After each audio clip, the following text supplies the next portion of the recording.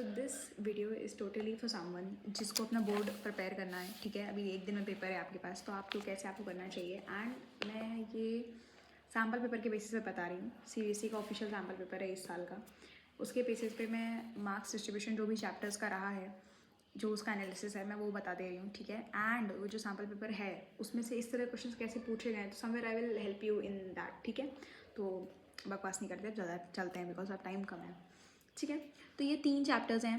First आप देखोगे charges and fields, potential and capacitance और करंट इलेक्ट्रिसिटी। इसके आप देखो टोटल वेटेज 15 मार्क्स का है। 15 मार्क्स का मतलब ये 3 चैप्टर्स आप 15 मार्क्स ले सकते हो। अच्छा, if you are someone who is not confident, उसके थोड़ा सा न्यूमेरिकल्स में नहीं, बिल्कुल भी थोड़ा भी, मैं नहीं सजेस्ट करूँगी कि इसको अपने स्ट्रॉन्ग चैप्टर्स बना के जाना। थ्योरी नहीं पूछता इसमें से, इन चैप्टर्स से ज़्यादातर न्यूमेरिकल्स आते हैं, थ्योरी नहीं पूछता। वो डेरिवेशंस पूछेगा, थ्योरी तो मतलब मैं ये बोलूँगी कि अगर if you are someone theory, ये चैप्टर्स नहीं है थ्योरी के, पहली चीज़, ठीक है। न्यूमेरिकल जो कर सकते हैं, एंड मैं मेरी बात मानो भाई, जो तुम थ्योरी वाले बंदे हो, तुम भी न्यूमेरिकल कर सकते हो। तुम ना एक क्वेश्चन उठाओ, उसको तुम सॉल्व का सोल्यूशन देखो पहले, और ऐसा सोल्यूशन मत देख लेना छाप लिया बस हो गया, नहीं। या फिर कोई एक वीडियो देखो जिसमें तुम्हारे ना उस चैप्टर से तुम समझो, पहले तो कॉन्सेप्ट तुमको ध्यान रहना चाहिए। तुम अगर क्वेश्चन देख भी लोगे ना कि देखो ऐसे बहुत टफ नहीं आता है, मतलब बहुत सर्टेन टाइप ऑफ क्वेश्चंस होते हैं जो आते हैं, तो आपको घुमा फिरा के उसी में पूछता है, तो कहीं ना कहीं तुम्हें ये अप्रोच लग जाएगा कि यार हाँ भाई, इस फॉर्मूले से तो कुछ ना कुछ तो करूँगा तो हो ही जाएगा मेरा, मतलब वैसा नहीं कुछ भी। लेकिन हाँ, आप देखोगे ना तो आपको समझ में आएगा कि हाँ यार, ये तो मैं कर सकता हूँ। अच्छा हाँ, ऐसी थिंकिंग आप डेवलप कर लोगे। एक सोच रहे हो एक दिन में नहीं हो जाता है, हो जाता है। तो अगर जिसको भी कोशिश करनी है भाई, you can go, but time, क्योंकि मैं बोलूँगी अगर आपके पास बहुत कंस्ट्रेंट है तो ऑब्वियस सी बात है, तो इसमें थ्योरी वाले हट जाएँ। पहली चीज़ जो आप जो है, मैं बात करूँगी पहले, सबसे पहले जिनका थ्योरी नहीं है उनका न्यूमेरिकल कर सकते हैं। जैसे कि मैं न्यूमेरिकल प्रेफर करती हूँ, बिकॉज यार देखो थ्योरी में ना नंबर कटने के चांसेस होते हैं। उसमें तुम कोई भी ढंग से चीज़ नहीं लिखोगे, वहाँ पे टीचर अंडरलाइन करेगा, मार्क्स कट करेगा। वहाँ पे आप कोई चीज़ ढंग से डिफाइन नहीं कर पाए इंग्लिश में, वो चीज़ मतलब वो सेंस नहीं बनाएगी अगर एग्जामिनर को, तो वो वहाँ पर अंडरलाइन करेगा, ऐसे नंबर काट लेगा। तो दैट इज़ वाई मैं थ्योरी डिपेंडेंट पर्सन नहीं हूँ, ठीक है। और अगर आप मेंस की तैयारी कर रहे हो या किसी कॉम्पिटेटिव एग्जाम की तैयारी कर रहे हो, तो आप थ्योरी डिपेंडेंट नहीं होगे। आप सिर्फ बोर्ड्स के लिए हो, या फिर हो सकता हो कुछ लोग का फिजिक्स स्ट्रॉन्ग सब्जेक्ट ना हो, तो वट एवर इट इज़, कोई भी रीज़न हो, छोड़ो, ठीक। अब हम यहाँ पे आते हैं, देखो 5 मार्कर क्वेश्चन पूछा गया है सीबीएसई एग्जाम्पल पेपर में, which is from electrostatic potential and capacitance.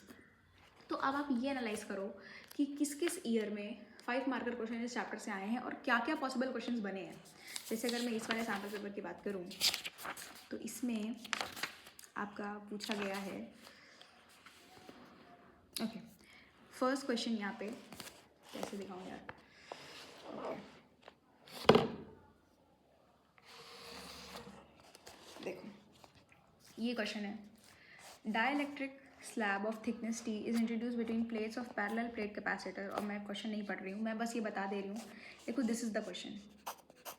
अब देखो इस पैटर्न पे जो क्वेश्चंस हैं, जैसे कि अगर इस बुक का ही मैं बताऊँ तो मैं शेयर कर देती हूँ, इसमें भी ना क्वेश्चंस इसी पे सैम्पल पेपर पे बेस्ड बाकी क्वेश्चन दिए गए हैं, पेपर बनाया गया है। तो इसमें एक सेकेंड, सेक्शन, हाँ, इसमें भी क्वेश्चन सब दिए गए हैं, मतलब उसी के हिसाब से। देखो डाइलेक्ट्रिक स्लैब पे ये क्वेश्चन एक दिया गया है, जो इस बार मतलब और सैम्पल पेपर्स हैं जो इसके रेफरेंस पे बनाए गए हैं, तो ये एक क्वेश्चन है, ठीक है। तो मैं ये बताने की कोशिश कर रही हूँ, ये 5 मार्कर क्वेश्चन, ठीक। तो मतलब ये बताने की कोशिश कर रही हूँ कि इसमें ना ये क्वेश्चन, अगर आप न्यूमेरिकल वाले हो तो आप इसको देखो कि किसमें से क्वेश्चन बन रहा है और उसका पैटर्न क्या है। मतलब कि अच्छा, अगर 5 मार्कर से आएगा तो किस तरह का क्वेश्चन पूछा जा रहा है, ठीक है। और मैं ये हाईली रिकमेंड करूँगी कि सिर्फ इस साल के सैम्पल पेपर पर डिपेंडेंट मत रहना, जो पहले के हैं उनको भी एक बार गो थ्रू कर लेना, ठीक है। पहले के जो क्वेश्चन पेपर्स रहे हैं, PYQs हैं आपके, उसमें से देख लेना कि उसमें जो 5 मार्कर क्वेश्चन पूछे गए हैं, अगर इस चैप्टर से आए तो किस चैप्टर कैसे आए हैं, अगर फर्स्ट चैप्टर से भी आए हैं तो कैसे आए हैं 5 मार्कर क्वेश्चन, इस चैप्टर से भी आए हैं तो अगर 5 मार्कर क्वेश्चन कैसे बने हैं, ठीक। Okay, so this is the distribution. इसमें से आपको मैंने बता दिया कैसे प्रिपेयर करना है, done. Now moving on to next आपका यूनिट, जिसमें आपका आता है, अच्छा मैं यूनिट से वाइज, मतलब ये नहीं मैं यूनिट डिस्क्राइब कर रही हूँ, मैं अपने हिसाब से बता रही हूँ, जो सेट के हिसाब से मार्क्स डिस्ट्रीब्यूशन के हिसाब से मैं इसको फर्स्ट यूनिट मान रही हूँ, इसको सेकंड यूनिट मान रही हूँ, इसको थर्ड यूनिट मान रही हूँ, ठीक है। तो ये मतलब let me clear that confusion. उसके बाद अब देखो, moving charges and magnetism and matter, electromagnetic induction और अल्टरनेटिंग करंट, ये दोनों जो चैप्टर्स हैं ये लिंक्ड हैं आपस में, हाईली लिंक्ड हैं, तो इनको साथ में करो, मच बेटर। ये दोनों चैप्टर्स, इसमें ये ज़्यादातर थ्योरेटिकल पार्ट है यार, और ये भी मतलब देखो मैं पूरा थ्योरेटिकल नहीं बोलूँगी, बट मतलब थोड़ा थ्योरेटिकल साइड में ही आता है, ठीक है, लेकिन ये थ्योरेटिकल नहीं है। तो आप इसमें सब देखो, इसमें कितना वेटेज है, 18 वेटेज है, 18 मार्क्स का वेटेज है। तो अब इफ़ यू आर समवन थोड़ा बहुत थ्योरी एंड थोड़ा बहुत PYQs मैनेज कर सकते हो, थोड़ा बहुत मतलब न्यूमेरिकल मैनेज कर सकते हो, गो फॉर दीज चैप्टर्स। ये दोनों साथ में ही हो सकते हैं, तो अगर कोई सोचे कि मैं ये कर लूँगा ये नहीं करूँगा, बेवकूफ़ी है, ये दोनों साथ में ही होंगे, इलेक्ट्रोमैग्नेटिक इंडक्शन और अल्टरनेटिंग करंट। ठीक, ये आपका मैग्नेटिज्म एंड मैटर तो प्योरली थ्योरी बेस्ड है। एंड इसका 3 मार्कर क्वेश्चन देखते हैं कहाँ पे एक्चुअली दिया हुआ है, क्या पूछा गया है। ओके, तो इट्स नॉट एक्चुअली इंटायरली आपका थियोरेटिकल बेस्ड, बट स्टिल आपका क्वेश्चन इसी पैटर्न पे दिया गया है।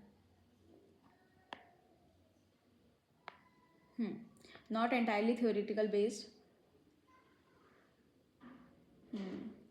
ओके, तो आई विल शेयर, अगर आप चाहते हो तो मैं इसकी कहीं PDF या कोई पिक्चर, या फिर ऐसे यहाँ पे क्वेश्चन है, ठीक है,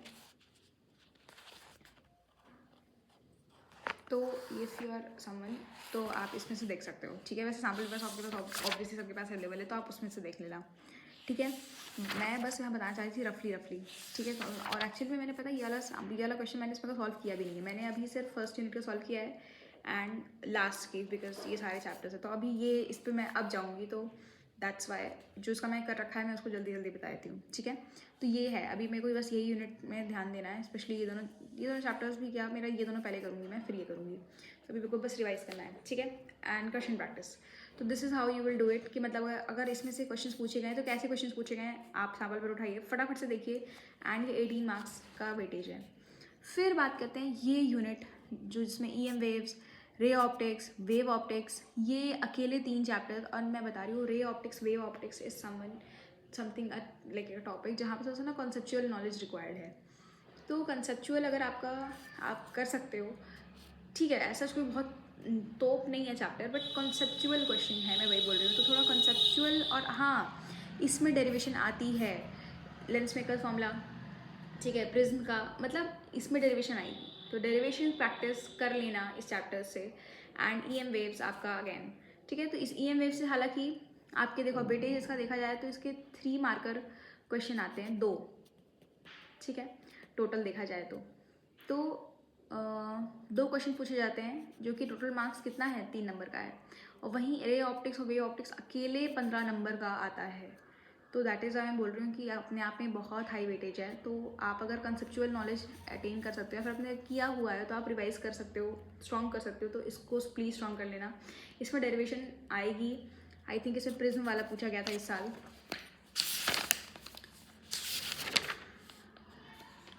यस, आपका देखो एंगल ऑफ डेविएशन का पूछा गया है क्वेश्चन 5 मार्कर में, तो मैं इसलिए बोल रही हूँ डेरिवेशन पढ़ के जाना, ठीक है। अब बात करते हैं आपका करंट इलेक्ट्रिसिटी में। देखो यार, उसमें अगर कोई क्वेश्चन, अगर किसी को डाउट है, क्योंकि मुझे पिछली बार किसी ने बोला था, तो मैं बता देती हूँ, इस पर तो ये वाला क्वेश्चन पूछा गया है यार।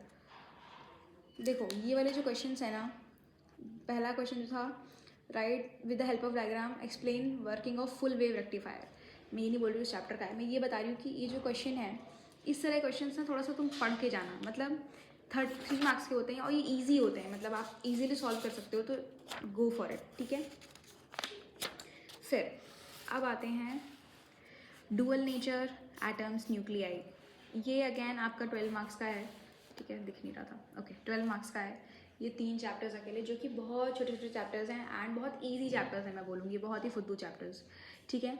और फिर आपका अकेला एक चैप्टर सेमीकंडक्टर 7 नंबर का है, तो दिस इज़ द डिस्ट्रीब्यूशन। अब आप देख लो कि इसमें से आपको कौन से टॉपिक्स, कौन से चैप्टर्स अपने स्ट्रॉन्ग करके जाने हैं, लेकिन जो भी स्ट्रॉन्ग करके जाओ उसको तो एटलीस्ट मतलब ऐसा रखो कि नहीं भाई ये तो मैं कर ही लूँगा हर हाल में। तो ये जो है मेरी मानो, if you are a theoretical person, आपको पता है कौन कौन चैप्टर्स करोगे, आपको अच्छे से पता है, आप ये वाली यूनिट कर लो, आप नीचे सेमीकंडक्टर्स कर लो। सेमीकंडक्टर्स में हालांकि न्यूमेरिकल थोड़ा मिक्स आता है, बट ठीक है, फिर भी आप कर सकते हो थोड़ा बहुत, इतना तो मैं मान के चल रही हूँ, बिकॉज फिजिक्स लिए भाई, ऐसा थोड़ी होगा कि कुछ नहीं आ रहा होगा, तो ऑब्वियस सी बात है आप ये कर सकते हो। एंड ये वाला कंसेप्चुअल मैं बोल रही हूँ, अगर आप कंसेप्चुअल नॉलेज, बिकॉज देखो यार डेरिवेशन आएगी ही आएगी, तो डेरिवेशन तुम्हें किसी की भी प्रैक्टिस करनी है, चाहे तुम इधर की प्रैक्टिस करो, तुम इस यूनिट की प्रैक्टिस करो, मतलब तुम्हें डेरिवेशन प्रैक्टिस करनी पड़ेगी, बिकॉज 5 नंबर में डेरिवेशन पूछी जाएगी, एक डेरिवेशन आती ही आती है। तो अगर डेरिवेशन और मान लो नहीं भी आती है तो चलो ठीक है, मतलब लेकिन तुम आ गई तो मतलब या तो यार देखो यार NTA से तो मैं इतना इंस्पायर ना, मतलब इंस्पिरेशन ना ले CBSE, और NTA से तो वैसे ही इतने सदमे में हो कि भाई मुझे लगता है CBSE तो तुम्हें थोड़ा ठीक ही लगेगा। तो हाँ, रात की आती है डेरिवेशन, तो डेरिवेशन आपको प्रैक्टिस करनी ही है, वैसे भी करनी है। तो दिस इज़ समथिंग आप अपना करो, ठीक है। करंट इलेक्ट्रिसिटी के क्वेश्चंस जो हैं उसमें गैल्वेनोमीटर का कन्वर्जन, ठीक है, वो पूछता है। और देखो हाँ देखो यहाँ पे मैग्नेटिक फील्ड लाइंस का जो बताएगा, draw diagram representing the behaviour of magnetic field lines for diamagnetic paramagnetic. अब इसमें क्या होता है, हमें पता रहता है कि हाँ ठीक है रफ डायग्राम, बट आप देखो इसका सॉल्यूशन कैसे है, मतलब इसको सॉल्व कैसे किया एक्चुअल में। तो मैं इसीलिए बोल रही हूँ कि भाई जिन जैसे मेरे जैसे JEE वाले लोग हैं, तो उनके लिए थोड़ा सा ऑब्वियस बात है, उन्होंने ऐसे इस तरह की प्रैक्टिस नहीं किया है, क्वेश्चन प्रैक्टिस, तो उनको थोड़ा सा लगेगा कि यार कैसे करना है। तो इसलिए बोल रही हूँ सोल्यूशंस देख के करना, मतलब अपना पहले करो फिर सोल्यूशन देखो कि कैसे किया गया है। और 5 मार्क का क्वेश्चन में डेरिवेशंस, भाई अभी तक आपने कोई प्रैक्टिस नहीं की है, डेरिवेशंस की प्रैक्टिस करना चालू कर दो। एंड देखो यहाँ पे आपका गैल्वेनोमीटर से क्वेश्चन आता है, 5 मार्कर में गैल्वेनोमीटर पे क्वेश्चन पूछा गया है, तो गैल्वेनोमीटर से क्वेश्चन पूछते हैं। और इसका एक्चुअली ना पता है 3 मार्कर में भी पूछते हैं, 3 मार्कर 2 मार्कर में भी पूछते हैं। और देखो यहाँ पे डिराइव लेंस मेकर फॉर्मूला, मतलब ऑप्शन में लेंस मेकर फॉर्मूला है, तो मतलब ये दोनों अगर पूछा गया तो इसकी तो प्रैक्टिस करके ही जाना भाई, आ सकता है पेपर में, ठीक है। दिस वॉज ऑल, मतलब मैं तो बताना चाह रही थी। एंड भाई मैंने इससे बताया था कि तुम थोड़ा सा ना अपना वेटेज वाइज देख लो कि तुम्हें कौन सी यूनिट स्ट्रॉन्ग करनी है, कि हाँ भाई ये मार्क्स से अगर मेरा क्वेश्चन पूछा गया तो मैं तो जवाब दे लूँगा। फिर उसके बाद आप, क्योंकि केमिस्ट्री रहेगा तो केमिस्ट्री पे आप फोकस कर लेना कि ठीक है ये पार्ट है मैं इसको स्ट्रॉन्ग करके जाऊँगा या जाऊँगी, तो उसके लिए UN मतलब वो उसकी बाद में सोचेंगे। लेकिन अभी फिजिक्स के लिए मैंने डिस्ट्रीब्यूशन जो मैं अपनी तरफ से कर सकती थी मैंने प्रोवाइड करा दिया, मार्क्स डिस्ट्रीब्यूशन, जिससे आपको थोड़ा सा आइडिया लगता है कि आप क्या कर सकते हो। एंड मैंने सजेशन भी दे दिया कि आपको करना क्या चाहिए। और दिस वॉज ऑल, ठीक है। MCQ में थोड़ा बहुत ना मिस्टेक्स होती हैं, जो भी कॉन्सेप्चुअल क्वेश्चन होते हैं, बिकॉज हमें लगता है कई बार तो थोड़ा बहुत इसमें मतलब MCQ डिपेंडेंट मत जाना, नहीं तो कुछ बच्चे सोच जाते हैं हाँ यार MCQ में तुक्की भी लगा ले तो 15 तो सही हो जाएंगे, नहीं होता है, ठीक है। और मैं आई एम अ पर्सन जो अगर 20 क्वेश्चन है 19 क्वेश्चन मैंने खुद से सॉल्व करके किए हैं और एक तुक्का लगाया है, तो वो 19 ठीक हो सकते हैं एक बार के लिए, लेकिन मेरा वो एक तुक्का हमेशा गलत होगा। तो मतलब I am very bad at तुक्का मारिंग ठीक है। तो मैं, अगर आप मेरे जैसे हो तो भाई प्लीज़ मत करना, ठीक। एंड अगेन MCQ डिपेंडेंट मत रहना कि हाँ भाई MCQ से जिससे पूछा जा रहा है वो तैयार कर लो, नहीं, ठीक है। वो मतलब ऑब्वियसली इस चैप्टर का सॉल्व करो, उसके MCQ सॉल्व करो, तभी तो समझ में आएगा ना कर पा रहे हो नहीं कर पा रहे हो। लेकिन MCQ डिपेंड होके जाना नहीं, मत जाना, ठीक है। अपना डेरिवेशंस, मार्कर क्वेश्चन जो भी 3 मार्कर क्वेश्चन 2 मार्कर क्वेश्चन उन पर ध्यान दो। एंड मैंने बता दिया यूनिट डिस्ट्रीब्यूशन चैप्टर वाइज, तो चैप्टर वाइज जैसे आपको ठीक लगे go ahead, prepare for it, all the best. Time बहुत कम है एंड इनका फिजिकल एजुकेशन का पेपर था, आप जरूर बताना आपका पेपर कैसा गया। एंड चलो फिर भाई बहुत कम टाइम है, ऑल द बेस्ट। और जिनका मेंस का रिजल्ट आया था, ठीक है, तो मेरा भी था, एनीवेज वो तो मैंने एक वीडियो में अपना अपलोड किया है, तो जिनका भी था या तो उनको भी भाई अगर ये देख रहे हैं तो कैसा गया ज़रूर बताना। एंड या this was all, thank you, all the best.